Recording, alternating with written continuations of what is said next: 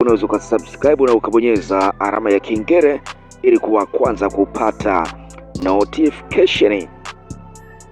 Msanii wa muziki wa Bongo Flava nchini Tanzania Zuchu ameendelea kuonesha upendo kwa mtoto wake, namna ambavyo ameendelea kutoa somo muhimu kwa mastaa wenzake kupitia namna ambavyo anamlea mtoto wake. Licha ya kuwa kwenye maisha ya umaarufu pamoja na mafanikio na changamoto mbalimbali, nafasi ya kuwa mama ni jambo analolipa umuhimu mkubwa.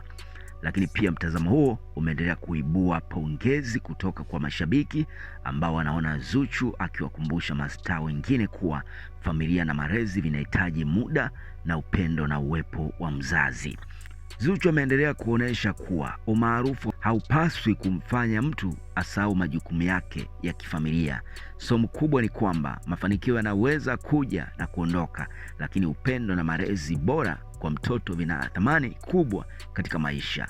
Mashabiki wameendelea kumpongeza Zuchu kwa kuonesha mfano huo wa kumlea mtoto wake, wakisema kwamba mama bora si jina tu, bali ni jukumu linalohitaji moyo na muda wa upendo wa kweli kwa mtoto. Na Zuchu tangu amepata ujauzito, mwili wake umeongezeka na kuwa mnene.